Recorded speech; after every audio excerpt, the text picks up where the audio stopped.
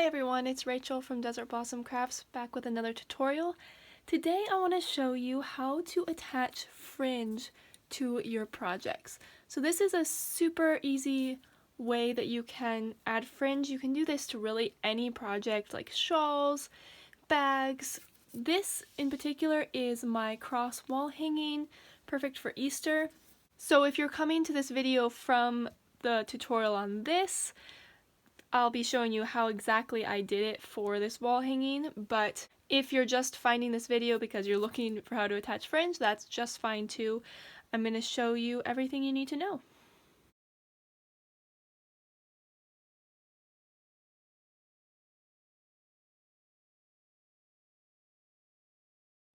So to get started with fringe, you basically just need some extra yarn in the color that you want your fringe, and then you need whatever hook you used for your project. You can use here, it actually doesn't matter, we're not actually doing any crocheting, we're just using the hook to pull some yarn through, and then you'll need a good pair of sharp scissors. So to get started, you're going to want to cut your yarn the length that you want it. So the thing to keep in mind with this fringe is that whatever length you cut this yarn, the fringe is going to be half that length, a little less than half, because what we're going to do is end up folding this and then attaching it down here and tying a little knot right here. So these strands that you cut can be any length, but just know that the fringe will end up about half the size that you cut them. So my fringe here is about 13 inches long, which means these strands are going to be about 6.5 inches, but I am going to end up trimming these quite a bit, so it is a good idea to make all the strands a bit longer than you actually want the fringe in half to be. Now when you're cutting this, what you can do is just take your yarn and lay it out and snip the ends. Right, that's a pretty straightforward way to do it, but it does take a bit of time. So one thing you can do if you want to save on time, this is just my little trick here, is to take this is the strand attached to the yarn, and compare it with the one that I have here, and then pull it to the end, and then I'm just going to start folding it back on itself basically. And so I would bring this up. So here I have a fold at the end, and then I would fold it again here and bring it back down, and fold it again here and bring it back down, and just repeat that till you have, basically till you're tired of doing it and you're ready to cut. You don't have to do it for the whole thing, you can do this in multiple goes. And then when you're ready, you just take your scissors and come through these loops and cut. Make sure to cut the one that's attached to the yarn, and then turn it over and do the same thing where you cut right here. And then you have all these strands that are pretty much the same length, and they will be a little bit uneven, and that's totally fine because we're going to trim the fringe when we're all done. But anyway, that is my trick for not having to lay out the yarn and cut each one individually. I just like folding it back on itself. So once you've got a good sized pile of strands, the next thing to do is decide how thick you want your fringe to be. So for mine, I am doing just 2 strands per fringe, because when I fold it in half, I'm going to get 4 strands. So I had originally done 6 strands for this wall hanging, but I didn't like how thick it was becoming, so I'm just doing 2, which equals 4 total for each fringe. So once you select that, you're just going to take your 2 and line up the ends as best as you can. It doesn't have to be perfect, but here's mine. And then I'm just going to fold it in half and put my finger in this end, the fold. And what I'm just going to do is use my hook to attach this to the project. So you're going to take your project and insert your hook wherever you want the next fringe to be. So I've already done 2 right here, and I'm going to do my next one right in this loop. So the first thing to do is always insert your hook. Then yarn over with that fold. So I have the fringe here, and this is the fold that I made in my fringe. And I'm just going to use my hook to pull that through until I have a loop on the other side.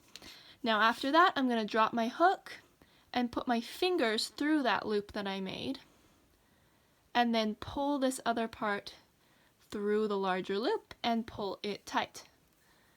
So there you can see I've made a third fringe. So let me just show you that one more time. Here I have my next 2 strands that I'm folding in half, and I'm grabbing the fold, then grabbing my project, going in the next loop that I want to go in, and then making sure you get right in the fold, pulling till you have a large loop on the other side. And one thing you can do here, just a tip, is you can kind of adjust this to make sure that the ends are even on each side. So this, you don't have to do it because you are going to trim the ends, but I do like to do this so that you don't end up accidentally having like one side way shorter than the other. So you can just play with this loop and see right now the right side is way shorter than the left side.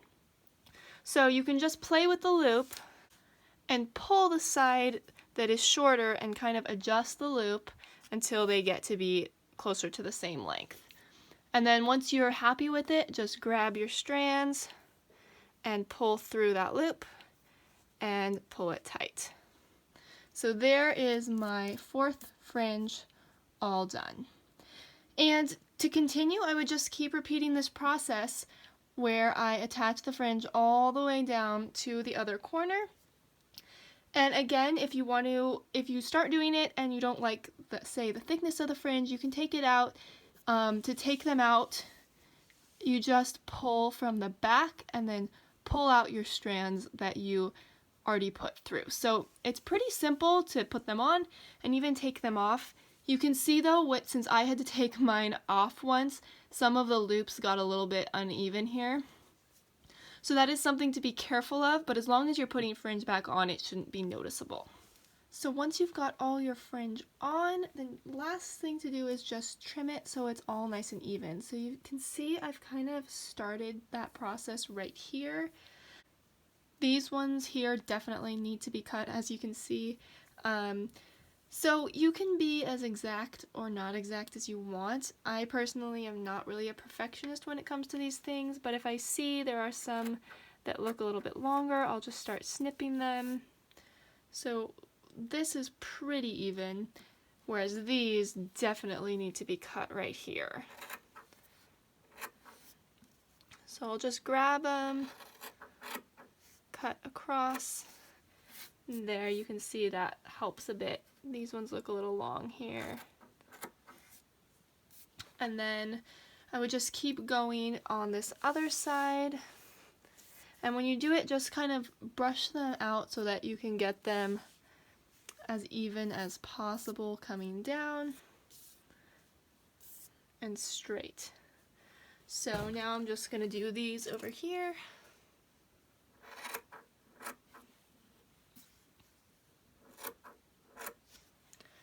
And I would just continue doing these last ones here.